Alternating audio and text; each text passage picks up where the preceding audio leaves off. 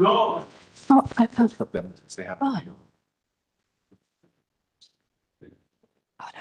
Hang on. I thought I have this too. That's for online and this is for the room. Oh, We'll okay. both have to be Okay, with then you. I have to go to the... Doesn't matter. Because I think that's up to you. I can just stay there? Okay.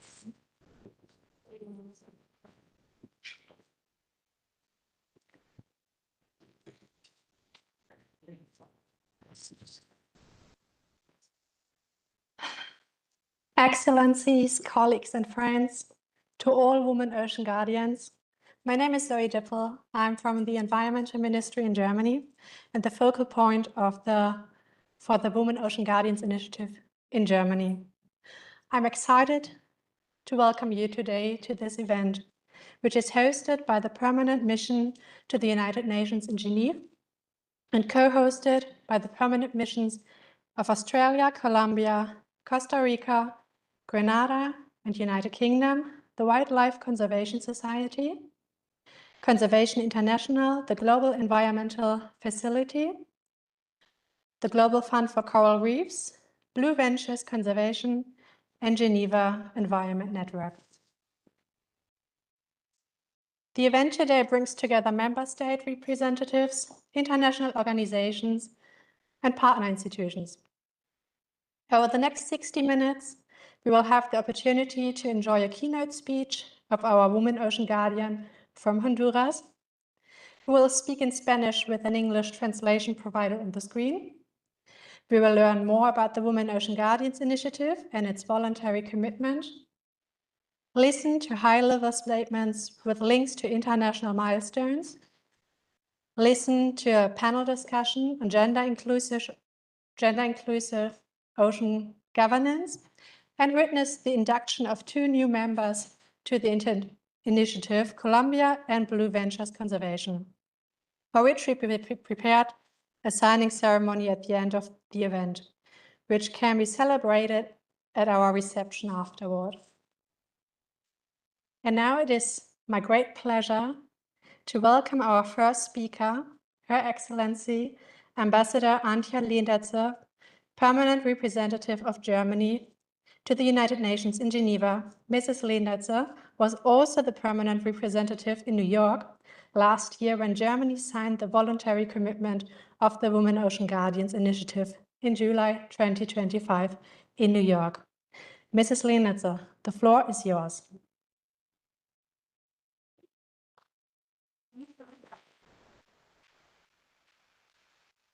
Thank you very much. I'm very that Zoe told you everything you have to know about what is happening now. But of course, I want to welcome you from my side, Excellencies, distinguished colleagues, friends. It's a great pleasure for me to welcome you today to this event. And I'm especially honored to welcome Ambassador Elizabeth Taylor J, and Cristina Cáceres, who flew in from the Caribbean and Honduras for our event.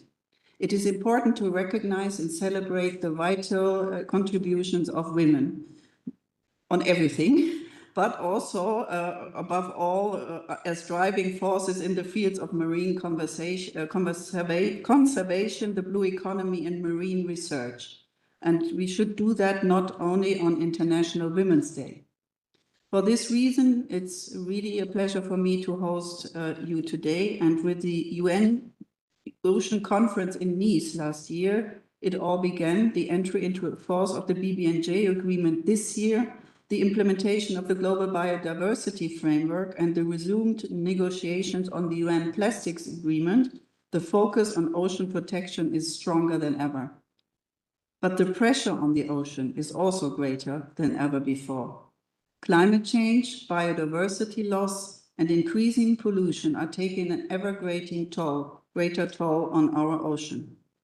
This reality requires decisive action. Gender equality must not only be taken into account in ocean policy, but also must be actively shaped.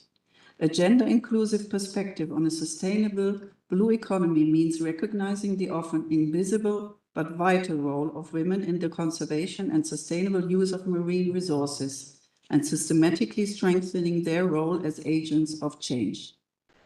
Germany, along with Australia, Costa Rica, Grenada, the United Kingdom, and other signatories, has signed the voluntary commitment of the Women Ocean Guardians Initiative last year in New York, as Zoe mentioned, to achieve stronger and gender-inclusive ocean protection.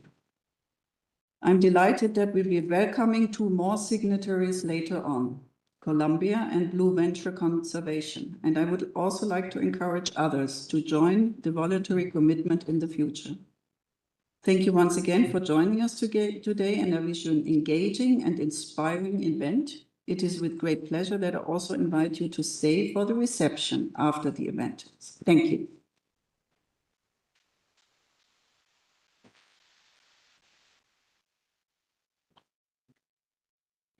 Thank you, Mrs. Leenetze, for your opening remarks and setting the stage for this special event. Now it is my pleasure to introduce Pamela Castillo, Global Director for the 3030 Marine Program at the Wildlife Conservation Society and leader of the Women Ocean Guardians Initiative at WCS, promoting women's leadership in ocean conservation globally.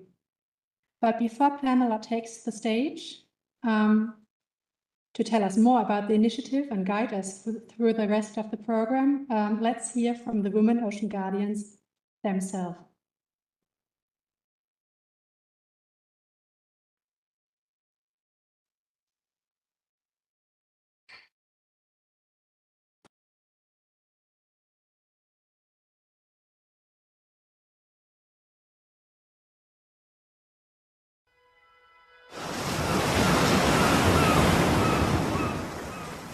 Para mí trabajar en el mar es como, siento que es como volver a mis raíces, como conocerme mejor, como, no sé, creo que es algo bastante personal y familiar.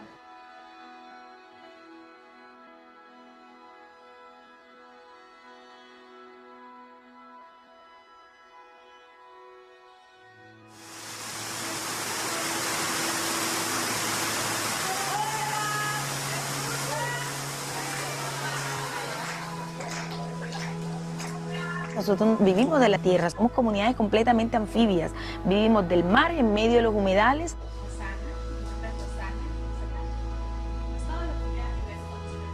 En el marco del evento Guardianas del Océano fue un evento sumamente importante, valiosísimo, poder concentrar a muchas mujeres que estamos luchando por una mejor participación en liderazgo, por una mejor apoyo de las bases y que permita a las mujeres tomar decisiones que nos lleven a conservar mejor nuestros océanos.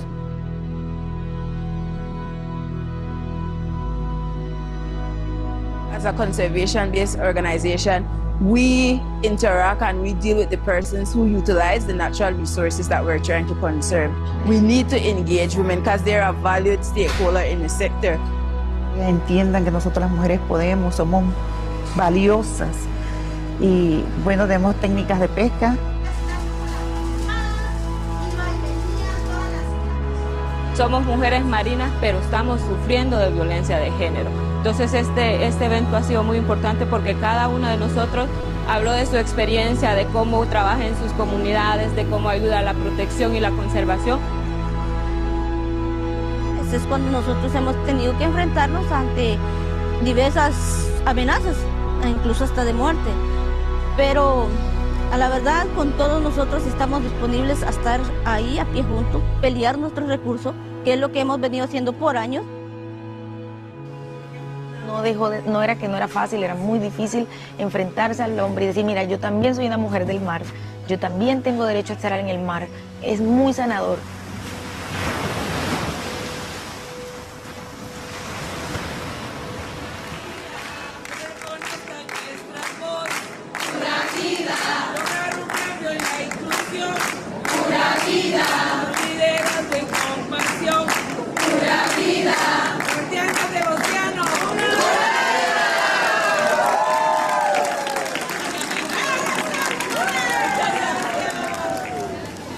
You have seen the video, you have heard the voices of women on the front lines, their lives, their struggles, their power. Those women are the reason why we are here. They are the Women Ocean Guardians.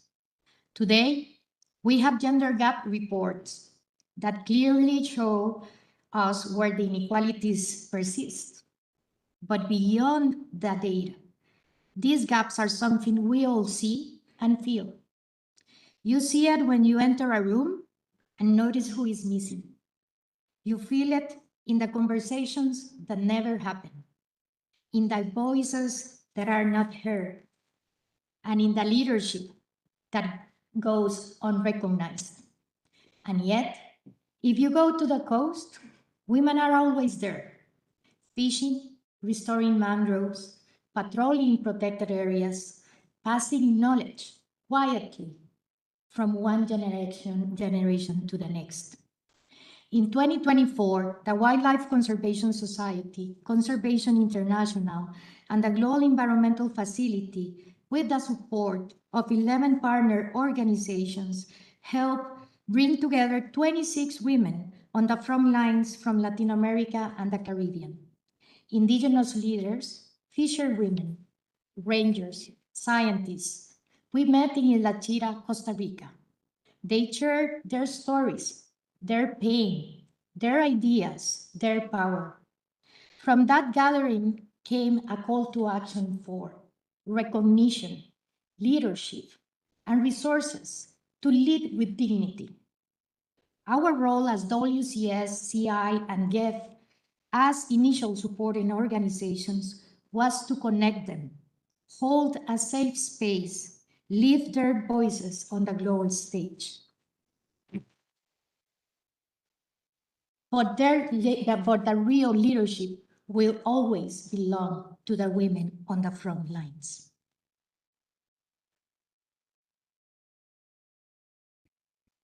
Give me a second.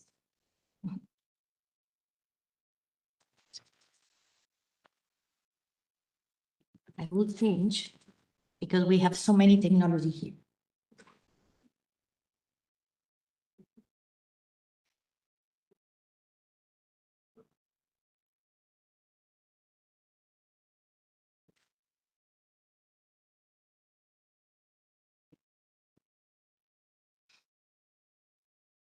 And because of their leadership, 8 governments and more than 25 organizations now stand with Women Ocean Guardians, committing to create the conditions for their leadership to thrive. Already, more than $4 million in seed funding has been mobilized to advance 5 pillars of action. First, consolidating a global network of women frontliners and ocean leaders. Second, increasing women voices in policy. Third, supporting leadership and fair opportunities.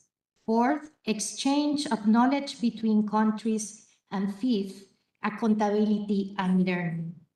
The initiative also focuses on ending violence and stigma, valuing caregiving and ancestral roles, health rights, fair pay and safe work, and real seats at the decision-making table.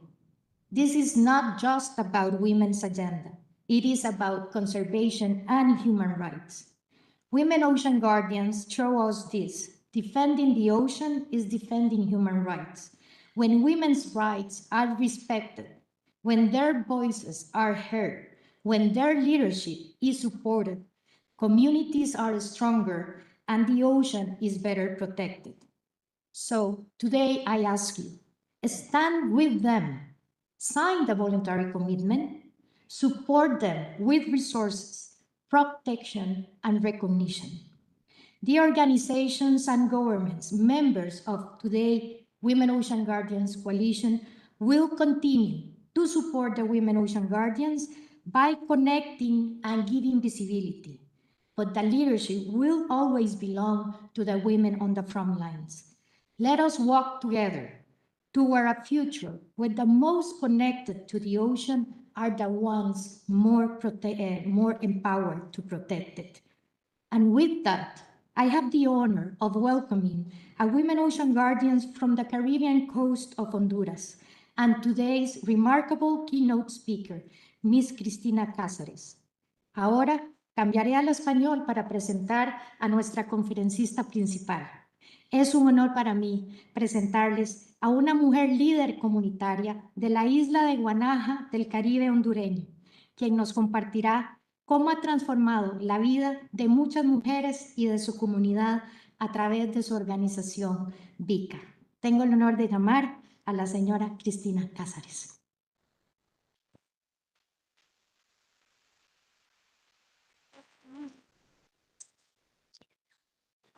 Y está.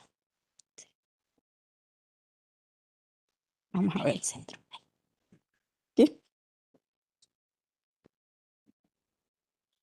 Buenas tardes. Mi nombre es Cristina Cáceres. Nací en una comunidad marino-costera. Mi abuelo fue pescador toda su vida.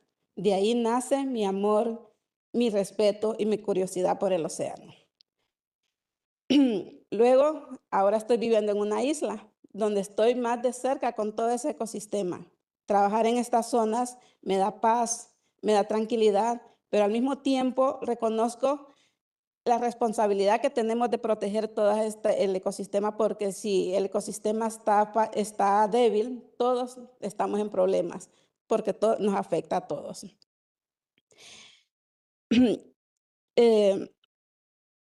Ya durante años me dediqué a mi hogar, ¿verdad? Cuando mi hija cumplió 13 años, decidí retomar mis estudios y allí inició mi camino en lo que es el cuidado del medio ambiente y en la búsqueda de soluciones para los problemas de las comunidades. Este empoderamiento que yo tuve ya de adulta es el que quiero que tengan las jóvenes de mi comunidad. En la Asociación para la Conservación Ecológica de Islas de la Bahía, la organización en que trabajo, el 80% somos mujeres.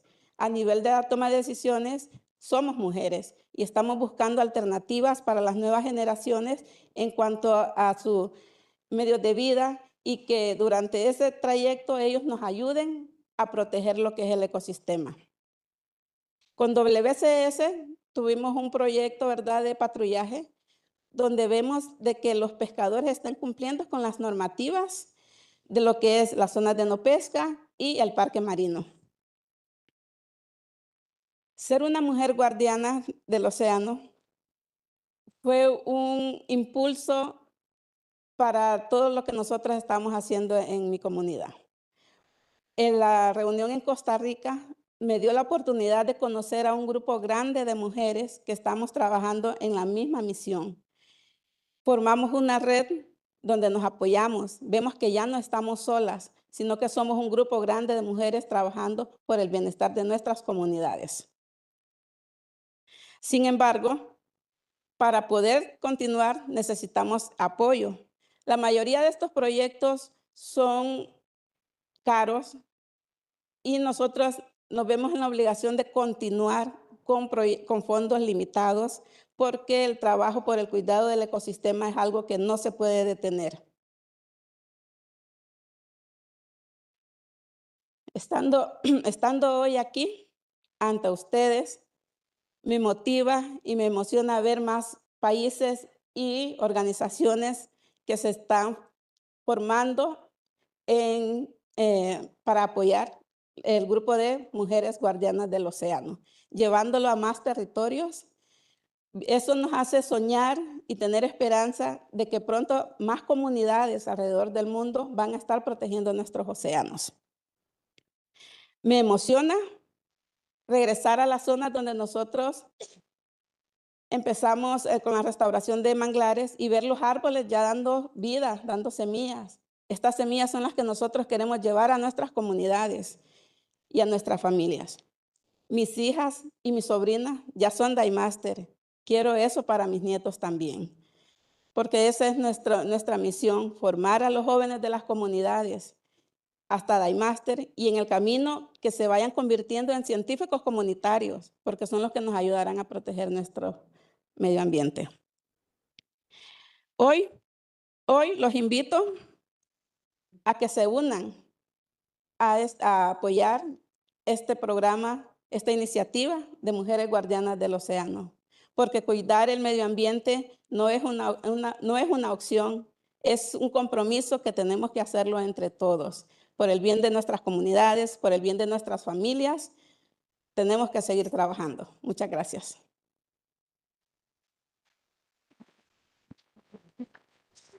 Gracias.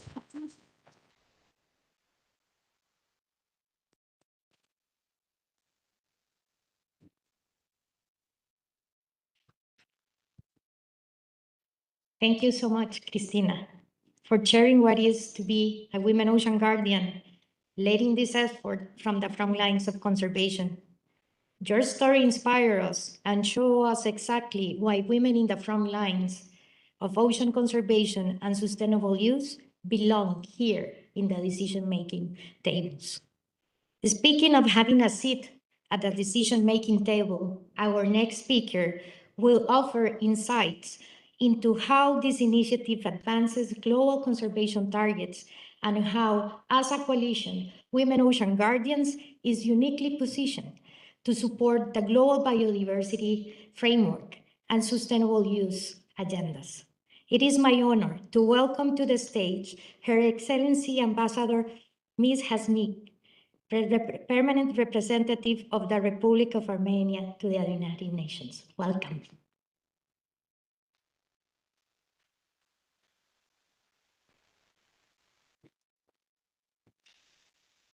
Thank you very much. Excellencies, distinguished colleagues, dear friends, ladies and gentlemen, it is a pleasure to join you today, and I extend my sincere appreciation to the organizers for convening this inspiring discussion. The global importance of ocean ecosystems for biodiversity conservation cannot be overstated. The ocean regulates our climate, sustains an extraordinary diversity of life, and supports the well-being of all nations, regardless of their geographic location. Although Armenia is a landlocked country, we remain fully committed to addressing the challenges facing marine biodiversity. Our engagement is guided by the conviction that the conservation and sustainable use of ocean resources is a shared responsibility, one that transcends national jurisdictions and requires inclusive, coordinated, and effective multilateral action. Last year, Armenia held a high-level event from mountains to oceans, preserving biodiversity across environmental boundaries for a sustainable future. At the UN Ocean Conference in Nice, co-sponsored by France as the host of the conference and Armenia as a host of the Biodiversity COP17. The event highlighted the interconnectedness between mountain ecosystems and the marine environment, with the aim of encouraging more comprehensive and coordinated responses to global environmental challenges, including the protection of ocean biodiversity. Armenia's signing of the Agreement on Marine Biological Diversity of Areas Beyond National Jurisdiction, BBNJ, reflects our strong environmental commitment and our readiness to deepen cooperation with international partners in the lead-up to COP17. We view this as an important milestone in contributing to global efforts to conserve and sustainably use marine biodiversity in areas beyond national jurisdiction, and as a reaffirmation of our dedication to strengthening the international environmental governance architecture.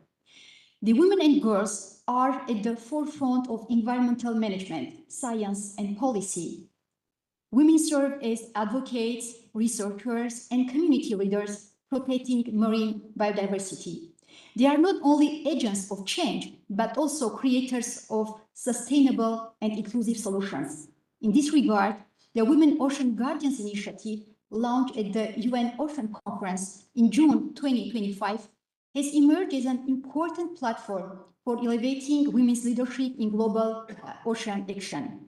Armenia's initiatives to promote women's participation in education, science, and leadership resonate with the spirit of this initiative.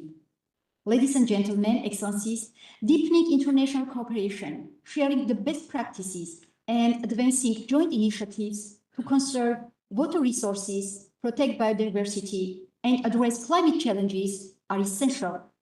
Marine and coastal biodiversity form an integral part of the broader global biodiversity agenda. These issues will be duly reflected in the discussions at the upcoming COP17 which Armenia has the honor of hosting in Yerevan from 19 to 30 October 2026.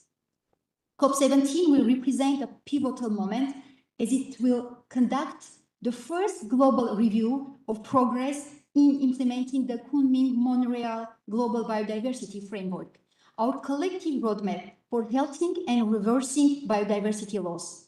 Our vision is captured in the conference's guiding theme, taking action for future nature. This is a call to move beyond commitments toward delivery, toward measurable, inclusive, and transformative action.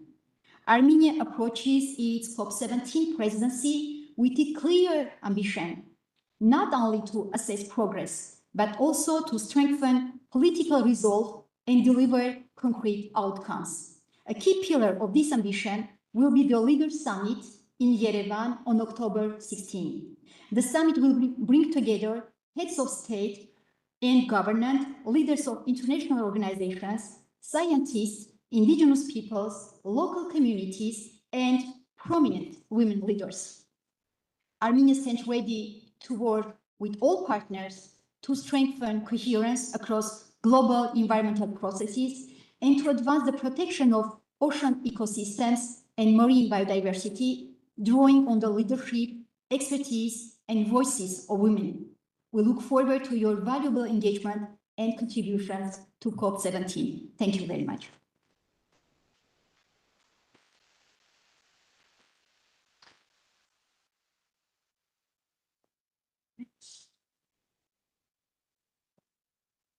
Thank you, Ambassador, for sharing how Women Ocean Guardians can support advancing the global conservation agenda ahead of CBD COP17. And congratulations once more to the Republic of Armenia for hosting such important global meeting. October 2026 will be a month of enormous relevance for the ocean and for climate change and sustainable use of marine resources, and the role of frontline women as decision makers and right holders. Our next speaker will expand on those remarks by highlighting the strong connection between the Women Ocean Guardians initiative and the upcoming UNCCC pre-COP 31 to be held in Fiji and Tuvalu. Please join me to welcoming Ms. Keleni Surubatu, Deputy Permanent Representative of the Permanent Mission of Fiji.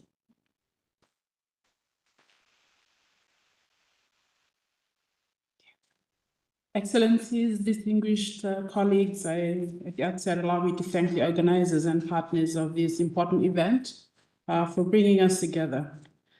Strong partnerships are essential if we are to deliver meaningful and lasting impact for our oceans and our communities.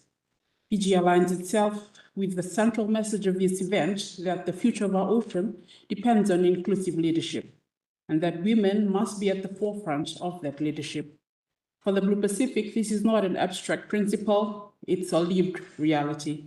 Across our region, women are already ocean guardians in practice. They sustain coastal livelihoods, manage inshore fisheries, safeguard traditional knowledge, and lead community resilience efforts in the face of climate change. Yet, too often, their leadership remains under-recognized and under-resourced. The Women Ocean Guardians initiative is both timely and transformative.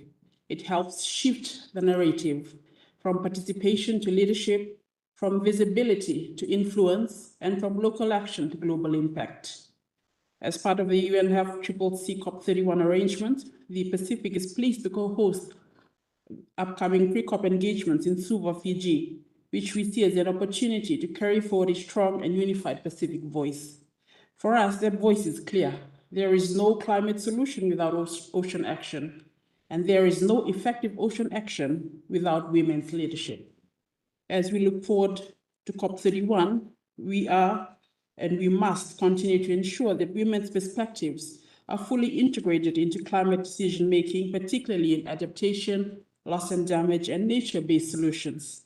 These are areas where women across the Pacific are already delivering tangible results on the ground.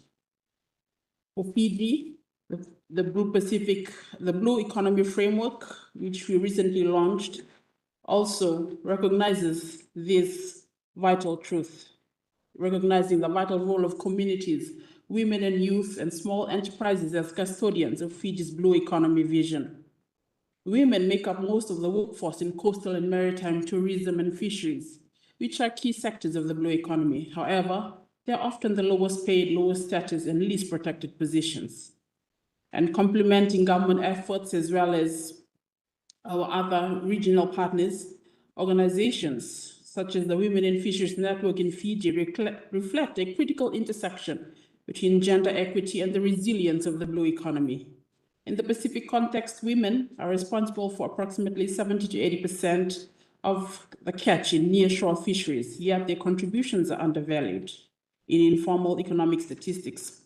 So by engaging in value-added processing, women transition from subsistence harvesters to active entrepreneurs in the blue economy. Fiji's approach is anchored in the 2050 strategy for the Blue Pacific continent, which is a regional long-term vision for a resilient and secure and prosperous region. Within that strategy, the ocean is reflected as the foundation of our identity, our economies, and our collective future. And critically, it also reinforces that gender equality is integral to achieving these outcomes.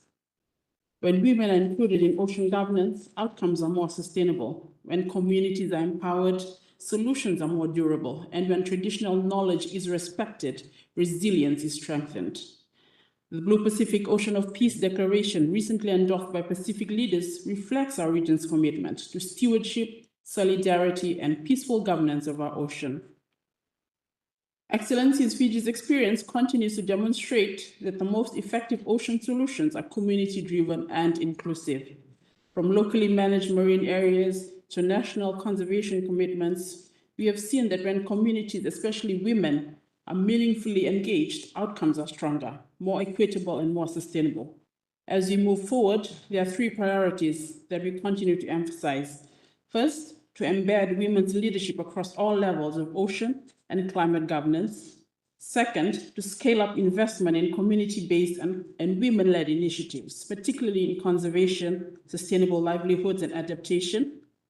And third, to strengthen coherence across global processes and regimes, ensuring that initiatives such as this, the Women Ocean Guardians Initiative, the UNFCCC COP process, and our Ocean Conference and the other oceans conferences that convene, they reinforce one another in advancing a resilient and sustainable ocean future. In closing, I thank once again the organizers and partners for convening this timely dialogue, and I encourage all of us to continue strengthening the partnership across regions, sectors, and communities, because only through collective action can we truly safeguard our ocean future generations. I thank you.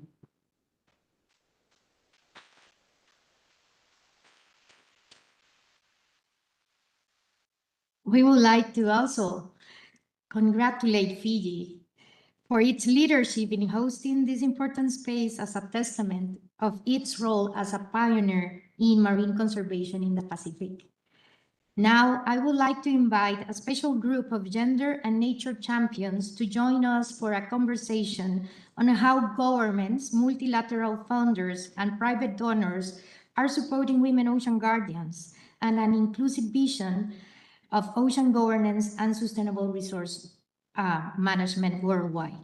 It is my pleasure to welcome Ms. Joanna Fisher, Deputy Permanent Representative of the Permanent Mission of Portugal. Please join me in the second.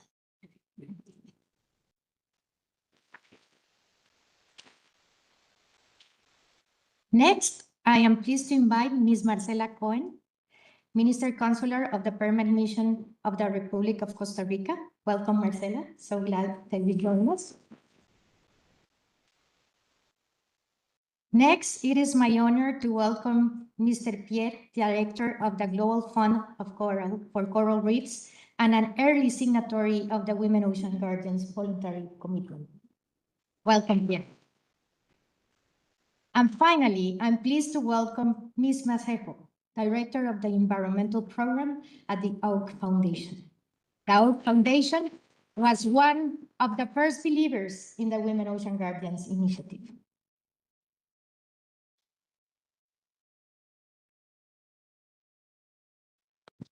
We have a small friend today.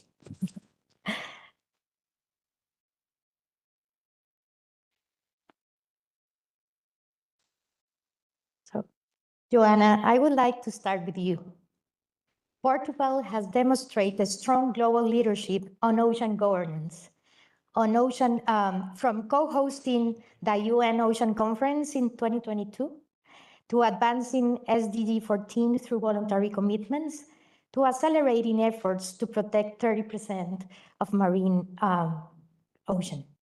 In this context, how does Women Ocean Guardians Initiative can support building and advance a platform to advance and achieve the international commitments while driving more resilience and sustainable outcomes in marine governance?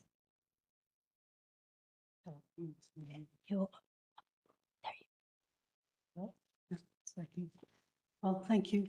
Let me start by thanking you and the organization and all the countries involved. It's a real pleasure and an honor for us to be here. You can't hear me? Close, you need. Close. Yeah.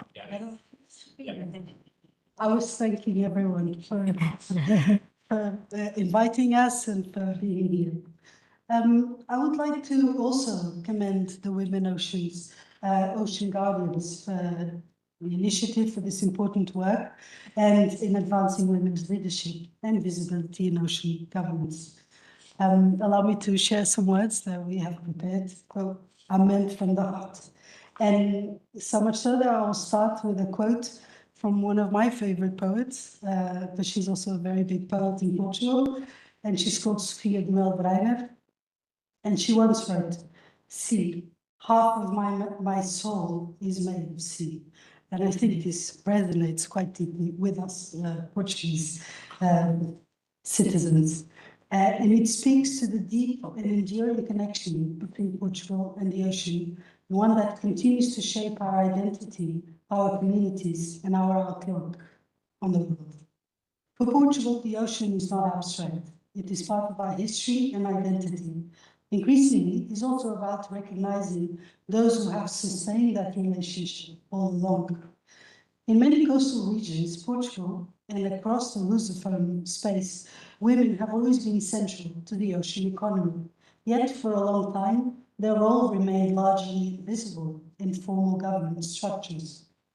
What we have learned, sometimes too slowly, is that excluding women from decision-making not only raises questions of fairness, but also leads to poorer outcomes, while their meaningful inclusion strengthens resource management, resilience, and sustainability. In Portugal, more than half of the scientists are dedicated to marine research are women. They are at the forefront of advancing knowledge on our ocean ecosystems, climate impact, and sustainable management. But this is not new.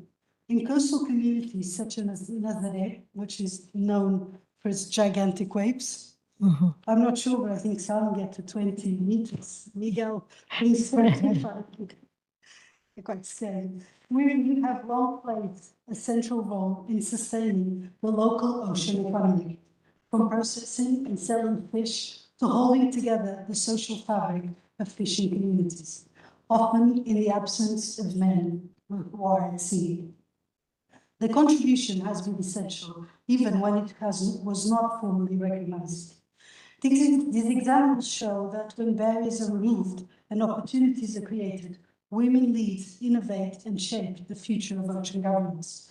This is why, under its national strategy for the ocean, Portugal is committed to promoting equal access for women to ocean-related professions, through measures to address discrimination and inequality and fostering women's participation and employment across maritime sectors. But this discussion also speaks to a broader challenge.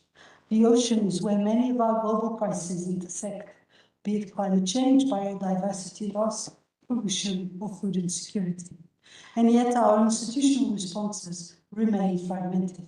Environmental, economic, and human rights discussions often remain siloed. This fragmentation limits our effectiveness. Oops. In advancing SDG 14, we should make full use of Geneva as a space where these agendas can come together and where we can work towards more coherent and connected approaches to the challenges we face. While my remarks are focused on the Portuguese experience, they illustrate as well how inclusive approaches that place women at the center of ocean-related activities can contribute to more effective and sustainable outcomes, as demonstrated by initiatives such as yours, the Women Ocean Guardians, which bring together public institutions, private actors, and communities with women at the forefront. Because ultimately, the sustainability of the ocean will depend not only on the commitments we make, but on our ability to make them coherent, inclusive, and grounded in reality. Let me conclude with a simple but essential point, which has been made already, but it's important to repeat. The future of the ocean will also depend on ensuring the full and meaningful participation of women across all dimensions of ocean governance. No questions about it. Thank you.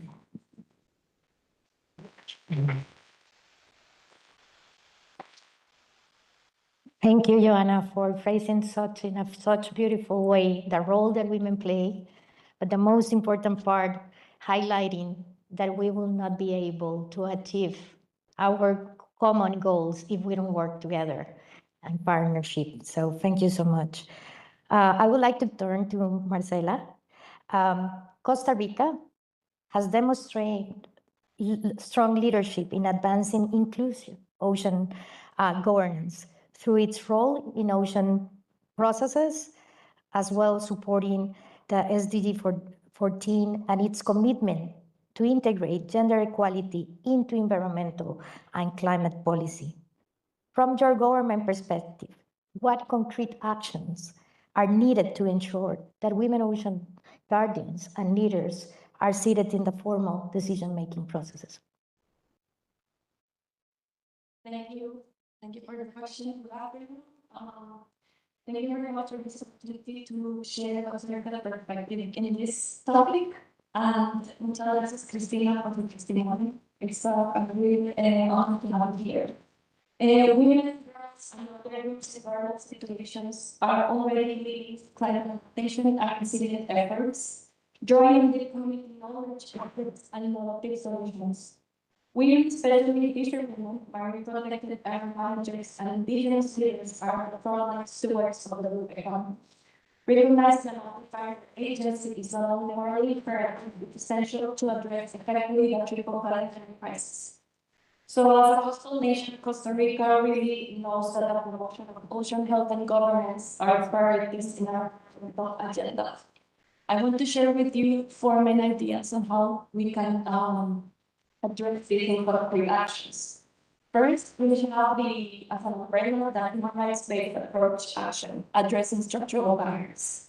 A woman must meaningfully or effectively participate in decision-making bodies of fisheries council. For example, if she has no access to social protection such as childcare, no property or land rights, no physical safety, or no access to health services, so representation with enabling conditions is balanced. And this leads to the next action. Governments must commit to including gender perspectives that are responsive across national ocean and environmental policies, supporting capacity building for women leaders, and unlocking financial resources for women-led conservation initiatives. This brings me to the third point, about representation in national and international awareness. Costa Rica has been at national level among the first countries in the world to adopt a national gender and climate change action plan, demonstrating that empowering women strengthen economic autonomy and confronts gender gap in the management of nature. But national action must also be matched by meaningful representation in the relevant space. So national delegations must be also truly representative, including key constituencies, not just officials from our capital. Thank you. For example, when negotiating the BB&J Treaty, it was ensured that the appointment of members to subsidiary bodies must take gender equality into account. These are the kinds of institutional commitments that create lasting structural change. Here in Geneva also last year, we promoted in the International Gender Champions Framework, the joint appeal for gender balance at COP presidencies. With only 5 women serving as COP presidents in 30 years, we face a striking deficit of diverse leadership at the highest decision-making table. In my third point, multilateral initiatives as a concrete actions. At the multilateral levels, we are turning these principles into concrete measurable action. So this brings me to the Women Ocean Garden Initiative that we co-hosted last year with France at the 3rd UN Ocean Conference, and that successfully convened the women leaders in Isla Chira in Costa Rica. And this formalized their network, this amplified their knowledge, and ensures their voices are integrated in national and regional marine policies. We really call on all governments to sign this voluntary commitment, secure more political endorsements for this initiative, and establish national and implementation plans. Finally, another point of action is to mandate gender disaggregated data and accountability mechanisms. You cannot govern what you do not measure. In the Women Ocean Gardens Voluntary Commitment calls for the release of a biannual Coastal Women in Marine Governance Global Progress Report, including disaggregated data, case studies, and recommendations for scaling, improving marine governance. Similarly, the creation of the Ocean Decade Gender Expert Working Group represents a tangible, measurable step towards institutionalizing gender equality in ocean science governance. So in conclusion, Costa Rica has played substantive leadership role from hosting and organizing meetings. We have provided ministerial endorsement, co-launched commitments, and pledged concrete policy and financing actions to back women on the front lines of maritime conservation. Costa Rica's call to governments is straightforward. Please sign the voluntary commitment. Establish national implementation plans, show up at UNOC, CBD, and UFCCC sessions with women from your coasts. We need more states to step up and join us. Thank you.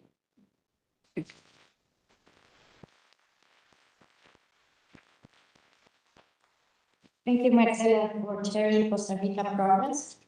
I know that it's challenging, but the progress needs to start from political will and voice and coordination. Thank you for leading Costa Rica, the example of how to learn absolutely the process. Again, thank you for the government of Costa Rica for being a core partner of Women Ocean Guardians Initiative. Now I will turn to Pierre. The Global Fund for Portuguese being an increased champion of the Women Ocean Guardians Initiative and of investing in women on the front lines of ocean conservation. As we seek to scale nature-based solutions for coral reefs, how can better finance help unlock greater support for women-led and community-driven initiatives that protect reef while strengthening sustainable ocean governance? Thank you, Pamela. Can you hear me well? No? It's, oh, okay. Thank you. Okay. Thank you, Pamela. Let me maybe start just by renewing our voluntary commitment to the Women Ocean Guardians. We are very proud to be part of this initiative, and this is very important for us. So when you talk about blended finance, I'm going to provide you 3 examples of financial instruments, but I'm also going to make you travel to make it fun.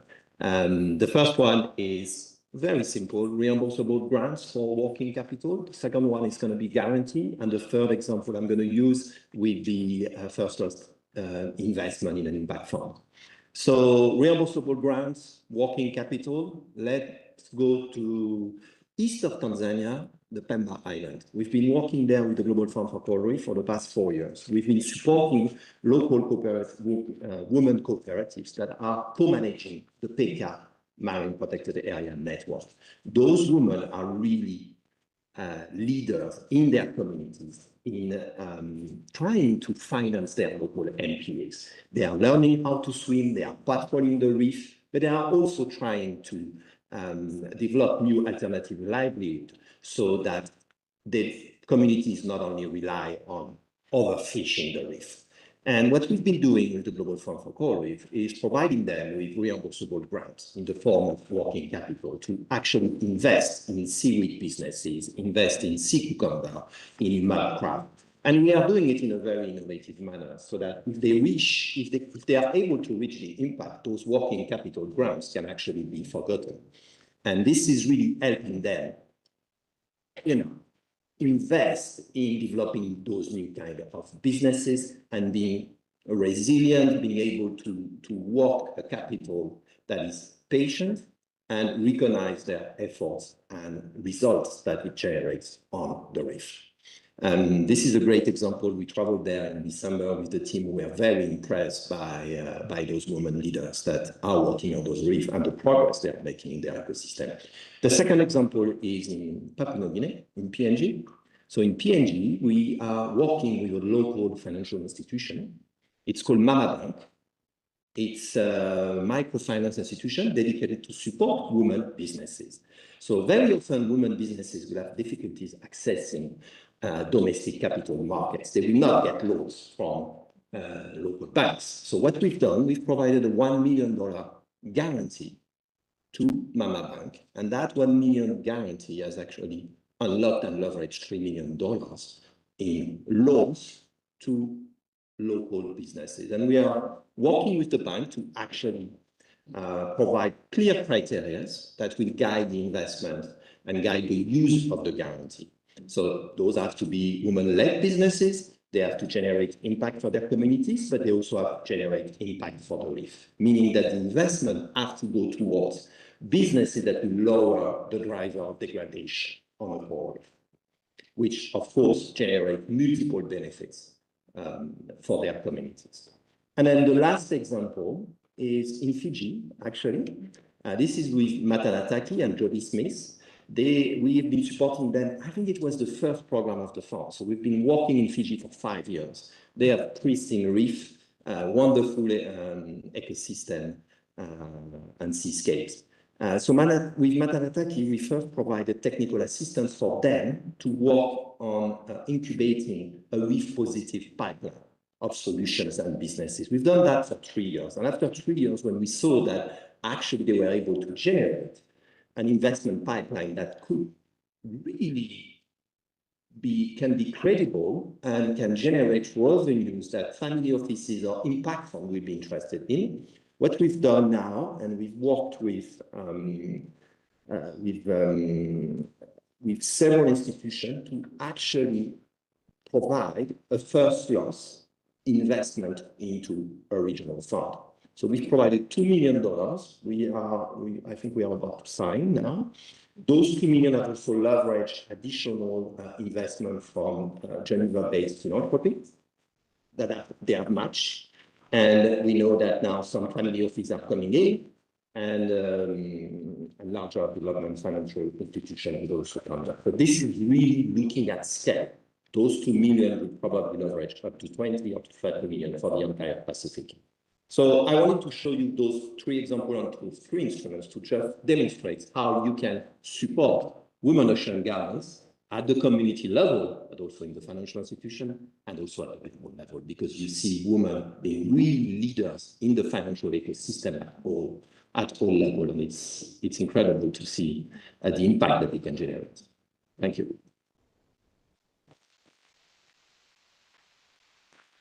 Thank you, because not only traveling the places beautiful, but as well, there means that complex problems can be solved through system approach. And yes, inclusion, as we have talked through this and includes financial inclusion.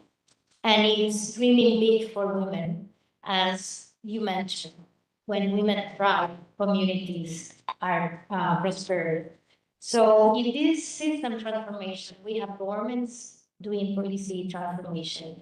We have finance system transforming the financial mechanisms to touch the ground and to put money in the implementing conservation. But we need, as you mentioned, technical assistance. And that's not possible with the private as well contribution. So I will turn now to Ms. Zeho. And evidence of the ones that the panelists have shared shows that when women participate in environmental decision making, governance becomes more inclusive, and conservation outcomes are stronger as villages function. As the first philanthropy partners for the Women Ocean Gardens, what motivates Oak Foundation to join this initiative, and what potential do you see for it to strengthen women leadership in inclusive ocean conservation and sustainable use globally? Switch it on. Well, good evening. It's no longer afternoon. And thank you for that question, and thank you, Your Excellencies and distinguished partners and friends for joining us this afternoon. You are absolutely right. I think the evidence is clear, and we've heard it from all the speeches and statements that we've been listening to so far, that when women participate meaningfully in environmental decision-making, community ownership deepens. And we don't only see it or hear of it or read of it in global studies. We also see it in terms of women's lived realities. I've just come back from a week long of a gathering that brought together close to 100 women leaders from all over Africa, a Pan-African movement of women who were collectively rising for the environment. And they were not rising for the environment for the first time. It was a movement and a gathering of people who are on an everyday basis doing their bit for the environment. They are managing national parks. They are repairing our coastal reefs. They are supporting and leading community enterprises. They are doing their bits in terms of environmental education. And many of them are also in the policy spaces where decisions are being made.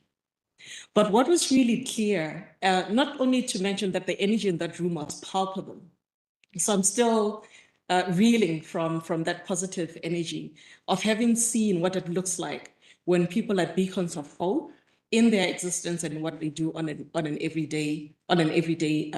everyday basis. And what was really clear for me was the message that kept coming up over and over again. When we invest in women, we invest in the collective good. We don't only solve for single problems, but we solve for multiple problems. Biodiversity loss, climate crisis, most importantly for community well-being and the livelihoods. So for us, when WCS and yourselves and the Women's Ocean Guardians approached us as a partner, it was a no-brainer to really step up and invest in the change makers and the people that are leading the change in the first place.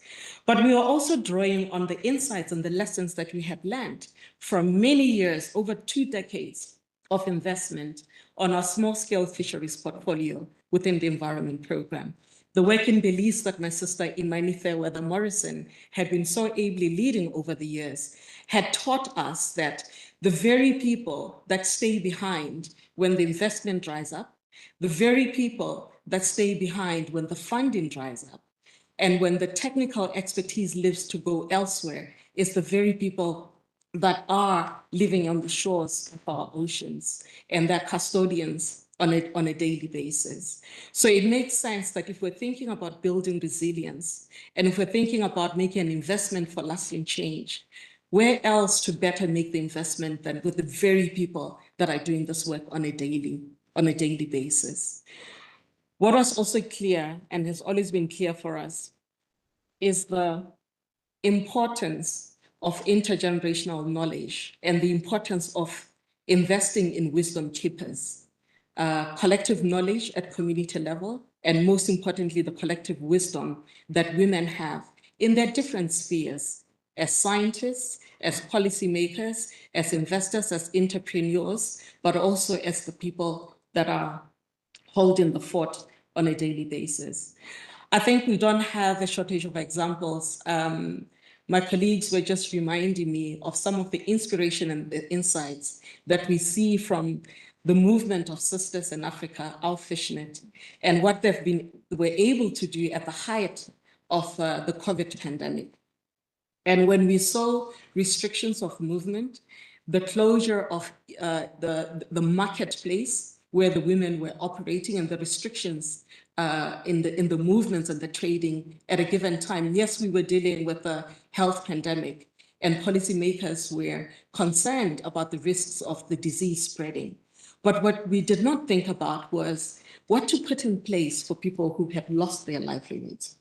And those women, using the power of the numbers and the might of the collective, did well to step in and to remind the governments to rethink their social protection policies, taking opportunity of a crisis at a time and the impact long-term in terms of thinking about inclusive social protection and thinking about the labor and the cost of labor in the informal spaces within the policy space is one change that has had a lasting impact. And I've heard of similar examples in Brazil, in Peru, and in many other places. Solutions being driven from what others might perceive as the periphery, when in fact it is the real economy and where the real knowledge and wisdom sits. So coming back to the question that you were asking around what inspired us, I think first and foremost is just going back to the point that centering women, by making the decision to partner with you and support you, we were centering women who were already leading the change. We didn't need to convince them about the importance. They're already doing it. The women protecting the mangroves in Brazil, safeguarding nearshore fisheries in the Caribbean. The women that actually also make the investments for the fisher folk and the fishermen to keep going back to sea, and also making sure that they are contributing to the entire value chain. We also, as the Oak Foundation, looked at the values that were driving the initiative and the ethos behind the initiative. We prioritize providing flexible, community-anchored funding, and to also supporting re-granting mechanisms that are looking at placing emphasis in building and strengthening local leadership, and local leadership that is investing in resolving questions that are of global importance. So, you know, really seeing the scale and the impact and the potential that those investments provide. Lastly is the potential for catalytic impact that is real. And this is to tie it back to what the rest of you have been describing around ensuring that once we have more governments endorsing the voluntary commitment, it is only meaningful if that voluntary commitment is informed by the voices and the realities of the people who are the custodians of the resources that we are discussing in the first place.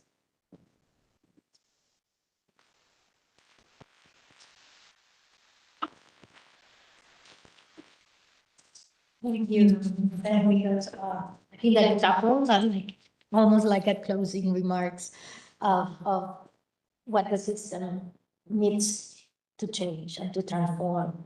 But I will highlight the collective wisdom. And at the heart of Women Ocean Guardians Initiative is the collective leadership of women and the partnerships. So we are dreaming to scale soon, in June, the Women Ocean Guardians in Africa, convening the same meeting that you saw in the video, but for Africa countries, for all that amazing women that you described and bring us today in our discussion as well, that back to back to the climate change, because that's also Asia Pacific women as well. But this is the center of what Women Ocean Guardians can provide in this partnership between financial system, governments, bringing the Women Ocean Guardians in the same table, not as beneficiaries, just here as between all representing the Women Ocean Guardians is what we believe will make the change for this collective wisdom to be part of the official processes of making decisions on tackling the triple crisis that you mentioned as well. When governments, multilateral funds, and civil society align to unlock enabling conditions for women on the front lines to lead ocean governance, become stronger and more effective. Thank you to all the distinguished panelists for this insightful and inspiring discussion. Please join me giving them a round of applause as we invite them to step down from the stage and continue with the next.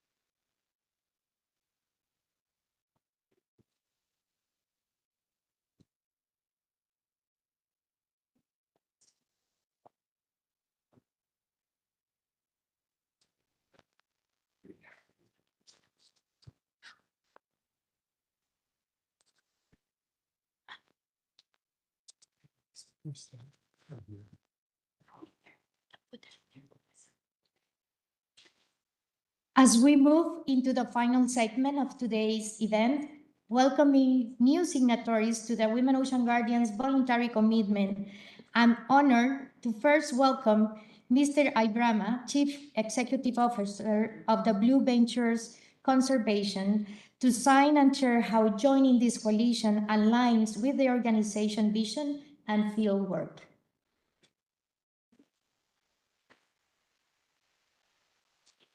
Very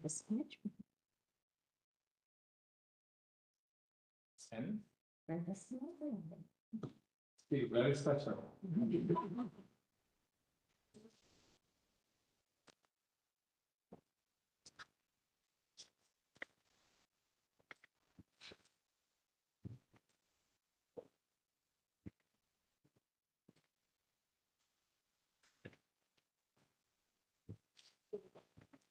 It is. We're committed.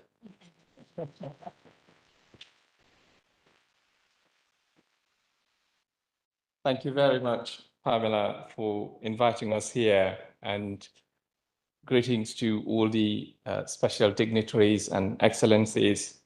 I want to particularly also recognize our partners, the very special host, the government of Germany, our UN colleagues here, but our WCS colleagues, the Global Fund for Coral Reefs colleagues, Oak Foundation, our very special partners, and others that are here today.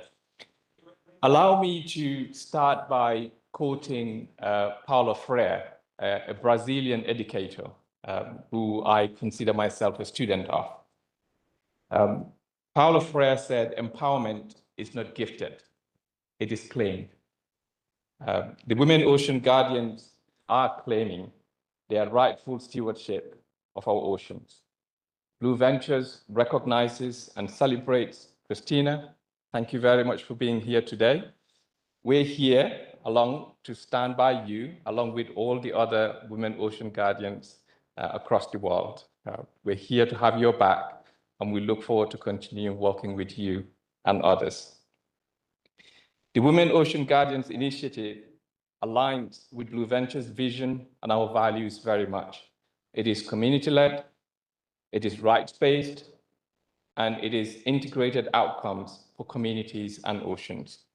Blue Ventures is following the evidence, and the evidence is very clear.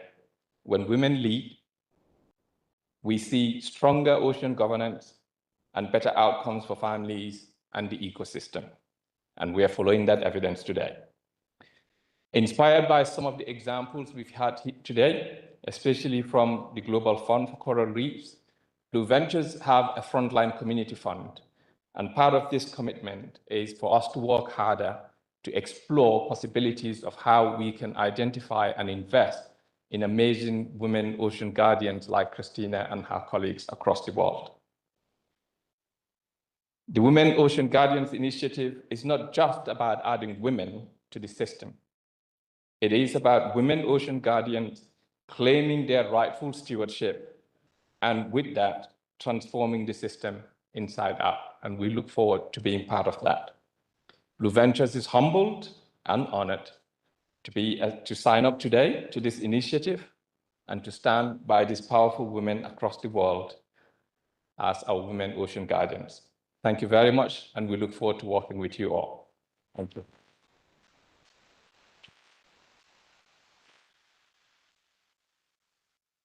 Now it is my honor to invite her Excellency Mr. Miss Elizabeth Taylor Day, Ambassador of the Republic of Colombia to Barbados, to sign the voluntary commitment, marking a significant milestone for this initiative in advancing inclusive ocean governance and women's leadership in conservation.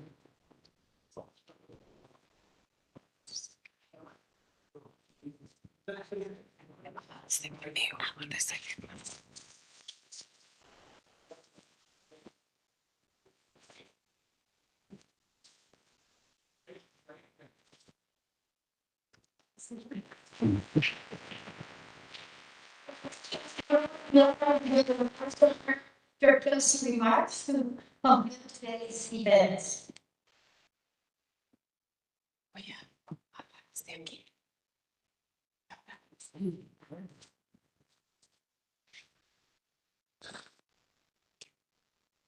Excellencies, distinguished guests, friends, ladies and gentlemen. As I sign this voluntary commitment on behalf of Colombia, in my capacity as Ambassador at Large for Oceans and Coastal Zones, as a woman and as a leader, I reaffirm our commitment to a cause that brings together the strength, wisdom, and care of women in the protection of a common good upon which the very existence of humanity, the planet, and all living beings depends. I grew up surrounded by myths and legends about mermaids who dwell in the fresh water at the highest point of the island where I was born. It was said that through an underground river descending from the mountain, they were connected to the deep Caribbean Sea. And that from the open ocean, they would draw fishers from our island with their beauty, many of whom disappeared forever under the mystery of their spells. I am the granddaughter of a tireless fisherman and the daughter of a woman fisher and farmer who carries deep knowledge of the sea and its gifts within her own worldview. I stand here today thanks to generations of women and men whose livelihood and spiritually have depended on the sea. This signature represents an act of dignity and recognition for thousands of women who have played a fundamental role in shaping the legacy we hold today along Colombia's extensive Pacific Ocean and Caribbean Sea, including the insular areas. We remain fully aware that our work is not yet complete, particularly in a planet facing multiple environmental crises, foremost among them climate change, which affects small societies, impoverished communities, and coastal populations in deeply disproportionate manner. For this reason, today I wish to speak about resilient women living in remote corners of Colombia, whose presence and actions represent real and tangible source of hope for the world oceans. More than 13,000 women known as piangueras on our Pacific coast have for centuries sustained their families through ancestral, artisanal, and ecosystem-based harvesting of piangua, a mollusk of the Anadara genus. This practice takes place across nearly 20,000 square kilometers of mangrove ecosystem along the coast, where more than 70% of the country's mangroves are found. Parallelly, on the Caribbean coast in La Guajira, Wayu women of the sea, known in Wayunaiki, their language, as Apalanchi, whose worldview and survival revolve around what the oceans provide, also serves as its guardians, raising their voices against projects and activities that threaten their ancestral relationship with that territory. Girls and women surfers in San Bernardo del Viento in the department of Córdoba have claimed the ocean with strength and determination, overcoming cultural and traditional barriers. In Acandí, in northern Chocó, women lead efforts to protect the world's largest turtle, Dermochelis coriacea, during its reproductive season. Women scientists and leaders have also been central to Colombia's environmental achievement, Today, 38% of our marine areas are under protection, surpassing the global 30-30 target under the Montreal Global Biodiversity Framework. Additionally, we have committed last year at the Conference on Ocean to restoring 3,500 hectares of mangroves by 2028 through inclusive approaches that integrates ancestral knowledge and scientific evidence with women playing a leading role. We also honor the social activists who defended the ocean and its resources, some of whom are no longer with us, to whom this national commitment also is dedicated. Today is a moment of joy for women and diversity in Colombia. We wish to highlight our capacity to influence. We are no longer more spectators. We are women with the power to transform the world. For this reason, President Petro and our Minister of Foreign Affairs, Yolanda Villavicencio, recently signed Colombia's first feminist foreign policy with a gender perspective. This is an innovative and inclusive policy for my country, one that expands existing spaces and opens new paths for those who will come after us to continue transforming. It is a policy we wish to project as a model for the world because global peace and our own survival are born from making peace with the oceans. We hope this initiative will grow like a great wave, crossing borders and uniting us, inspire other countries and organizations to join this commitment, and that in doing so, we do not forget those who have made this path possible, the path we now walk together as humanity on the only planet entrusted to us to inhabit and to care for, our blue planet. Thank you so much.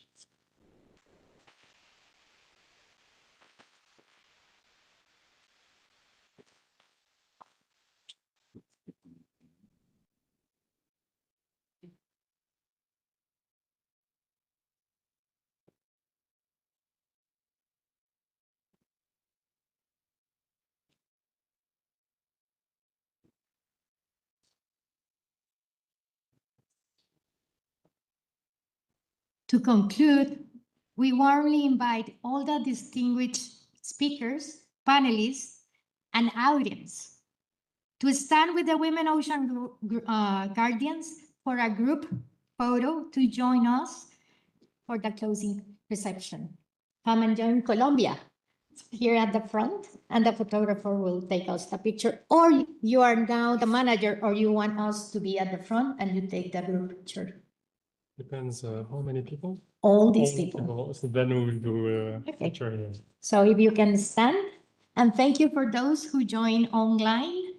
And we hope all of you stand as well with Women Ocean Guardians around the world.